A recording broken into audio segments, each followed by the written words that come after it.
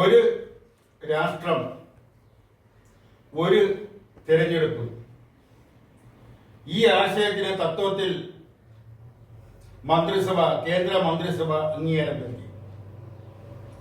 ഇനി ഇത് പാർലമെന്റിന്റെ ഇരു സഭകളിലും അവതരിപ്പിച്ച് പാസ്സാക്കേണ്ടതുണ്ട്. ഒന്നാമത്തെ കടമ്പ എന്ന് പറയുന്നത് ലോകസഭ അംഗങ്ങളെയാണ് ജനങ്ങൾ നേരിട്ട് തിരഞ്ഞെടുക്കുന്നത്. ആ ലോകസഭ ഇത് ഈ ആശയം, അതായത് ഒരു രാഷ്ട്രം ഒരു തിരഞ്ഞെടുപ്പ് എന്ന നിലപാടിന് അനുകൂലമായി ലോകസഭ തീരുമാനമെടുക്കണം. ലോകസഭ അംഗങ്ങൾ കഴിഞ്ഞ 2 പ്രാവശ്യത്തെ അപേക്ഷിച്ച് ഇപ്രാവശ്യം ലോകസഭയിൽ BJPക്ക് ഒറ്റയ്ക്ക് ഭൂരിപക്ഷം ഇല്ല എന്നുള്ളത് ഒരു രാഷ്ട്രീയപരമായ ന്യൂനതയാണ്. അങ്ങനെ ലോകസഭയിലും ഇതിന് അംഗീകാരം ലഭിച്ചാൽ പിന്നെ ഇത് പോകേണ്ടത് രാജ്യസഭയിലാണ്. രാജ്യസഭാംഗങ്ങളെ ജനങ്ങൾ നേരിട്ടല്ല തിരഞ്ഞെടുക്കുന്നത്.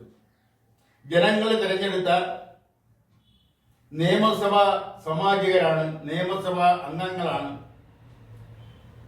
രാജ്യസഭാ അംഗങ്ങളെ തിരഞ്ഞെടുക്കുന്നത്.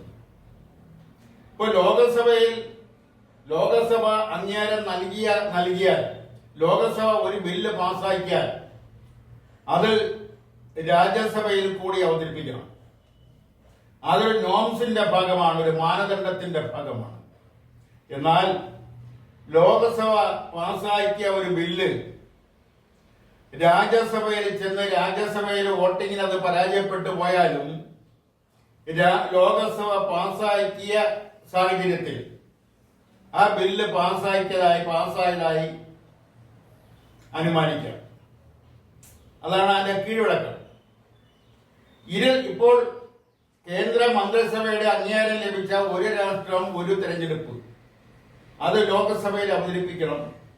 കൂട്ടുകക്ഷി മന്ത്രിസഭയാണ്. അതിന് വ്യത്യസ്തമായ രാഷ്ട്രീയ വീക്ഷണമുള്ള, രാഷ്ട്രീയ കാഴ്ചപ്പാടുള്ള അംഗങ്ങൾ, രാഷ്ട്രീയ പാർട്ടിയുടെ പ്രതിനിധികളുണ്ട്. ആ ലോകസഭ അംഗീകരിച്ചാൽ പിന്നെ രാജ്യസഭയിൽ പോകുക എന്നുള്ളതാണ്. അവിടെയും ഇതിന് അംഗീകാരം ലഭിക്കണം. അങ്ങനെ അംഗീകാരം ലഭിച്ചാൽ അത് രാഷ്ട്രപതി അതിൽ ഒപ്പിടും. അതാണ് കീഴ്വഴക്കം. എന്താണ് ഈ ഒരു രാഷ്ട്രം ഒരു തിരഞ്ഞെടുപ്പ്? ഭരണകക്ഷിയിൽപ്പെട്ട, പ്രത്യേകിച്ചും ഭരണകക്ഷിക്ക് നേതൃത്വം കൊടുക്കുന്ന BJP, ആ BJP അതിന്റെ പ്രയോജനങ്ങളെക്കുറിച്ച്, അതിന്റെ ഗുണങ്ങളെക്കുറിച്ച്, അതിന്റെ നിലവാരത്തെക്കുറിച്ചെല്ലാം അതിന്റെ നേതാക്കൾ സംസാരിച്ചു കഴിഞ്ഞു. പ്രതിപക്ഷ കക്ഷികളുടെ നേതാക്കൾ അവരുടേതായ നിലപാടിൽ നിന്നുകൊണ്ട് അവർ പ്രതിദാനം ചെയ്യുന്ന രാഷ്ട്രീയ പ്രസ്ഥാനത്തിന്റെ നിലപാടുകളിൽ നിന്നുകൊണ്ട് അവരും അവരുടേതായ അഭിപ്രായം പറഞ്ഞു കഴിഞ്ഞു. എന്നാൽ ഈ 2 കൂട്ടരും പറഞ്ഞതിൽ എത്രത്തോളം ശാസ്ത്രീയ ബോധമുണ്ട് എന്നുള്ളത് കണ്ടെത്തേണ്ടതായിട്ടുണ്ട്. ശാസ്ത്രീയമായ കാഴ്ചപ്പാടോടുകൂടിയാണോ 2 കൂട്ടരും അഭിപ്രായങ്ങൾ രേഖപ്പെടുത്തി അഭിപ്രായങ്ങൾ പറഞ്ഞത്, ജനങ്ങളുടെ മുൻപിൽ അഭിപ്രായങ്ങൾ നിവർത്തി വെച്ചത് എന്ന് ചോദിച്ചാൽ അല്ല എന്നാണ് ഉത്തരം. അതിനൊരു ശാസ്ത്രീയ കാഴ്ചപ്പാടില്ല എന്നുള്ളത്, അല്ലെങ്കിൽ രാഷ്ട്രീയ കാഴ്ചപ്പാട് അതിന് പൂർണ്ണമായും ഇല്ല എന്നുള്ളത് വസ്തുതയാണ്. അത് ഭരണകക്ഷി പറയുന്നതായാലും പ്രതിപക്ഷം പറയുന്നതായാലും ആ ശാസ്ത്രീയ ബോധം ഇരു ഭാഗത്തും കുറവാണ്. അതങ്ങനെ നിൽക്കട്ടെ. പൊതു തെരഞ്ഞെടുപ്പിൽ ലോകസഭയിലേക്കും നിയമസഭയിലേക്കും അതുപോലെ തന്നെ തദ്ദേശീയ സ്വയംഭരണ സ്ഥാപനങ്ങൾ 3 എണ്ണമാണ്. ജില്ലാ പഞ്ചായത്ത്, ബ്ലോക്ക് പഞ്ചായത്ത്, ഗ്രാമപഞ്ചായത്ത്. അതിനു മുകളിൽ നിയമസഭ 4, അതിനു മുകളിൽ ലോകസഭ. അങ്ങനെ 5 തലങ്ങളിലെ തെരഞ്ഞെടുപ്പ് ഒരുമിച്ച് നടത്തുന്നതിന് വേണ്ടിയാണ് ഭരണകക്ഷിയായ BJP അല്ലെങ്കിൽ NDA ഈ ഒരു ആശയം മുന്നോട്ട് വയ്ക്കുകയും അതിന് കേന്ദ്ര മന്ത്രിസഭ അംഗീകാരം നൽകുകയും ചെയ്തിരിക്കുന്നത്. ഇതുകൊണ്ടുണ്ടാകുന്ന ആദ്യത്തെ നേട്ടം എന്ന് പറയുന്നത് 30% ലാഭമാണ്. അതായത് സർക്കാരിന് ഇങ്ങനെ ഒരു ദിവസം ഒരു തെരഞ്ഞെടുപ്പിൽ നടത്തി കഴിഞ്ഞാൽ സർക്കാരിന്റെ ചെലവിൽ 30% കുറയും, 30% ലാഭിക്കുക. അതിന്റെ പ്രൊപ്പോഷണലായിട്ട് അതിന്റെ ആനുപാതികമായി രാഷ്ട്രീയ പാർട്ടികൾക്കും ചെലവ് 30% കുറയും. ഒരു നിയമസഭാ തെരഞ്ഞെടുപ്പിന് കുറഞ്ഞത് 3 ലക്ഷവും അതിന്റെ മുകളിലുമാണ് ചിലവാക്കുന്നത്. 3 ലക്ഷമല്ല, 3 കോടി. 3 കോടിയും അതിന്റെ മുകളിലുമാണ് ഒരു നിയമസഭാ തെരഞ്ഞെടുപ്പിൽ ഓരോ രാഷ്ട്രീയ പാർട്ടികളും ചെലവാക്കുന്നത്. സ്വതന്ത്രന്മാരെ വിട്ടുകൊണ്ടാണ് ഞാൻ പറയുന്നത്. അങ്ങനെ 3 കോടിയും അതിലധികവും രൂപ ചെലവാക്കി നിയമസഭയിലെ തെരഞ്ഞെടുപ്പ്,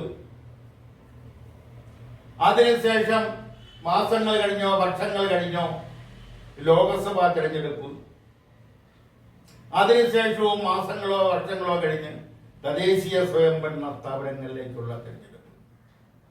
ഈ 3 തെരഞ്ഞെടുപ്പുകളിലും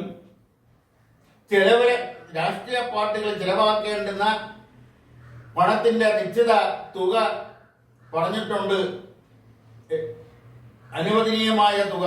പക്ഷെ അതിനേക്കാൾ എത്രയോ ഇരട്ടിയാണ് ചിലവാക്കുന്നത്. ഈ തുക എവിടെ നിന്ന് ലഭിക്കുന്നു എന്ന് ചോദിച്ചാൽ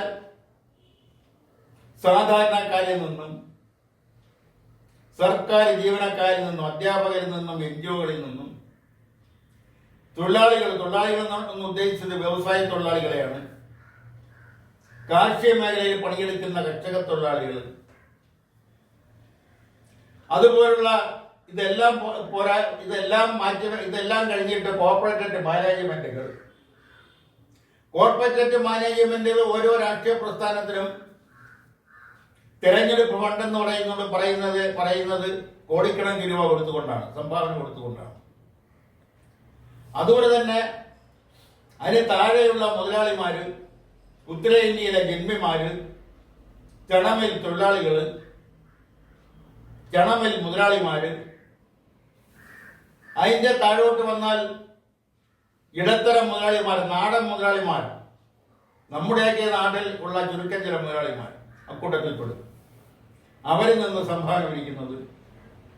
ഇതെല്ലാം പോരാഞ്ഞിട്ടാണ് എൻജിഒമാരിൽ നിന്നും, അധ്യാപകരിൽ നിന്നും, കർഷക തൊഴിലാളികളിൽ നിന്നും, കർഷകരിൽ നിന്നും, അതുപോലുള്ള മറ്റ് അധ്വാനിക്കുന്ന വർഗങ്ങളിൽ നിന്നൊക്കെ രാഷ്ട്രീയ പാർട്ടികൾ പിരിവ് വാങ്ങുന്നത്. പലരും നിർബന്ധപൂർവം തുക പറഞ്ഞുകൊണ്ട് ആ തുക ചോദിച്ചു വാങ്ങുന്ന പതിവാണ് ഇന്നത്തെ തെരഞ്ഞെടുപ്പിൽ സാധാരണ നടന്നു വരുന്നത്. ഒരു തെരഞ്ഞെടുപ്പാകുമ്പോൾ ജനങ്ങൾ ഒരു പ്രാവശ്യം സഹിച്ചാൽ മതി. പണം കൊടുക്കുന്നത് കോർപ്പറേറ്റ് മുതലാളിമാർ ഒരു പ്രാവശ്യം പണം കൊടുത്താൽ മതി. ജന്മിമാര് ഒരു പ്രാവശ്യം പണം കൊടുത്താൽ മതി.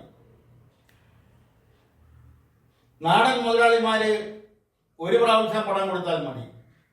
നാട്ടിലെ സാധാരണ മുതലാളിമാര് ഒരു പ്രാവശ്യം പണം കൊടുത്താൽ മതി. സർക്കാർ ജീവനക്കാരെ ഒരു പ്രാവശ്യം കൊടുത്താൽ മതി. അധ്യാപകരെ ഒരു പ്രാവശ്യം കൊടുത്താൽ മതി. അതുപോലുള്ള മറ്റ് തൊഴിലുകളിൽ ഏർപ്പെട്ടിരിക്കുന്നവർ ഒരു പ്രാവശ്യം കൊടുത്താൽ മതി. അല്ലാതെ അവർ 5 പ്രാവശ്യം കൊടുക്കുന്ന ഇന്നത്തെ അവസ്ഥയ്ക്ക് മാറ്റം വരും. ഒറ്റ തവണ തീർപ്പാക്കൽ എന്ന് പറയുന്നത് പോലെ ഒരു പ്രാവശ്യം കൊടുത്താൽ മതി. അത് പ്രയോജനകരമാണ്, വളരെ പ്രയോജനകരമാണ്. 5 പ്രാവശ്യം 5 ഫണ്ട് കൊടുക്കണ്ടല്ലോ. അതങ്ങനെ ഇരിക്കുമ്പോൾ തന്നെ ഈ തെരഞ്ഞെടുപ്പുമായി ബന്ധപ്പെട്ട പ്രവർത്തനങ്ങൾക്ക് ഇപ്പോൾ തന്നെ ഒരു സംസ്ഥാനത്ത് പൊതു തെരഞ്ഞെടുപ്പ് നടക്കുമ്പോൾ അവിടെ ക്രമസമാധാന പരിപാലനത്തിന് വേണ്ടി അന്യ സംസ്ഥാനങ്ങളിൽ നിന്നുള്ള പോലീസിനെ കൂടെ ഇറക്കുമതി ചെയ്യാറുണ്ട്. കേരളത്തിലായാലും തമിഴ്നാട്ടിലായാലും കർണാടകയിലായാലും ഇന്ത്യയിലെ ഏത് സംസ്ഥാനങ്ങളിലായാലും അയൽപക്കത്തെ സംസ്ഥാനങ്ങളിൽ നിന്നും ക്രമസമാധാന പരിപാലനത്തിന്റെ കേരള പോലീസിനെ സഹായിക്കുന്നതിന് വേണ്ടി മറ്റു സംസ്ഥാനങ്ങളിലെ തമിഴ്നാട്ടിലും കർണാടകയിലും ഇന്നൊക്കെ പോലീസുകാരെ ഇറക്കുമതി ചെയ്യാറുണ്ട്. അപ്പോൾ ഒറ്റ തെരഞ്ഞെടുപ്പാകുമ്പോൾ, ഒരു രാഷ്ട്രം ഒരു തെരഞ്ഞെടുപ്പാകുമ്പോൾ അതാത് സംസ്ഥാനത്തെ പോലീസുകാർ അതാത് സ്ഥലത്ത് തന്നെ ഡ്യൂട്ടി ചെയ്യേണ്ടി വരും. അവരെ അങ്ങോട്ടും ഇങ്ങോട്ടും കൈമാറാൻ പറ്റില്ല. അങ്ങനെ വരുമ്പോൾ അതിന് സഹായകരമായി എത്തേണ്ടുന്നത് കേന്ദ്ര ഗവൺമെന്റിന്റെ കീഴിലുള്ള CRP ഫോഴ്സോ അല്ലെങ്കിൽ അതുപോലുള്ള മിലിറ്ററി ഫോഴ്സോ ഒക്കെയാണ്. അതിനും ഇന്ത്യയെ സംബന്ധിച്ചിടത്തോളം ബുദ്ധിമുട്ടില്ല. CRP ഫോഴ്സിനെ അതായത് സംസ്ഥാനങ്ങളിലെ പോലീസുകാരെ സഹായിക്കുന്നതിന് വേണ്ടി വിന്യസിക്കാം. അതുപോലെ മറ്റ് ഫോഴ്സുകളെയൊക്കെ വിന്യസിക്കാം. ഇതെല്ലാം വെച്ച് നോക്കുമ്പോൾ ഒരു തെരഞ്ഞെടുപ്പ് എന്ന് പറയുന്നത് പല കാരണങ്ങൾ കൊണ്ടും ഗുണകരമാണ്. അതോടൊപ്പം തന്നെ ബൂത്ത് പ്രവർത്തനങ്ങൾക്ക്, തിരഞ്ഞെടുപ്പ് പ്രവർത്തനങ്ങൾക്ക് വേണ്ടുന്ന സർക്കാർ ഉദ്യോഗസ്ഥർ, സംസ്ഥാന സർക്കാർ ഉദ്യോഗസ്ഥർ പോരാത്ത സാഹചര്യം ഉണ്ടാവുകയാണെങ്കിൽ അവിടെയെല്ലാം കേന്ദ്ര സർവീസിലുള്ള ഉദ്യോഗസ്ഥരെ കൂടി നിയമിക്കണം. കേരള സംസ്ഥാന സർവീസിലുള്ള ഉദ്യോഗസ്ഥരെ സഹായിക്കുന്നതിന് കേന്ദ്ര സർവീസിലുള്ള ഉദ്യോഗസ്ഥരെ കൂടെ നിയമിച്ചാൽ ആ പ്രശ്നവും പരിഹരിക്കാം. അതുകൊണ്ട് ഒറ്റയടിച്ച് കണ്ണുമടച്ച് ഒരു രാഷ്ട്രം ഒരു തെരഞ്ഞെടുപ്പ് എന്ന ആശയത്തെ എതിർക്കാതെ അതുകൊണ്ടുണ്ടാവുന്ന ഗുണങ്ങൾ,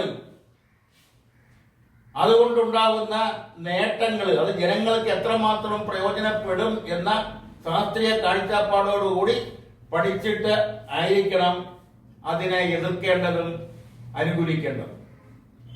എന്തൊക്കെയായാലും വരും ദിവസങ്ങളിൽ ഇന്നും നാളെയൊന്നും അത് നടപ്പാകാൻ പോകുന്നില്ല. 2029 നടപ്പാകും എന്നാണ് സർക്കാർ തന്നെ, കേന്ദ്ര സർക്കാർ തന്നെ പ്രതീക്ഷിക്കുന്നത്. അതിനും ഇനി 5 വർഷത്തോളമുണ്ട്, 5 വർഷത്തിലധികമുണ്ട്. കാരണം അത്രയധികം സമയമുണ്ട്. ആ സമയത്തിനകം വെച്ച് ഇത് എല്ലാ മേഖലകളിലും എല്ലാ സ്ഥലങ്ങളിലും ചർച്ച ചെയ്യാം. ഇതിനകം വെച്ച് പുതിയ സർക്കാർ അല്ലെങ്കിൽ ഒരു രാഷ്ട്രം ഒരു തെരഞ്ഞെടുപ്പ് എന്ന നിലപാട് വേണ്ട എന്ന അഭിപ്രായമുള്ള രാഷ്ട്രീയ പാർട്ടികളെല്ലാം കൂടെ സ്വരൂപിച്ചുകൊണ്ട് അവരുടെ ഒരു സർക്കാർ വന്നുകൂടാകുകയില്ല. എന്തായാലും അത് ഉടനെയൊന്നും നടപ്പാവുന്നില്ല. അത് വിശദമായ ചർച്ചയ്ക്ക് വിധേയമാക്കട്ടെ. ശാസ്ത്രീയ ബോധത്തോടു കൂടിയുള്ള ചർച്ച, ആരോഗ്യകരമായ ചർച്ച, ഒരു രാഷ്ട്രം ഒരു തിരഞ്ഞെടുപ്പ് എന്ന ആശയത്തിന്റെ മേൽ നടക്കണം എന്ന് ആഗ്രഹിച്ചുകൊണ്ട് ഇന്നത്തെ പത്രാധിപരുടെ പ്രതികരണം ഇവിടെ പൂർത്തിയാക്കുകയാണ്. നന്ദി, നമസ്കാരം.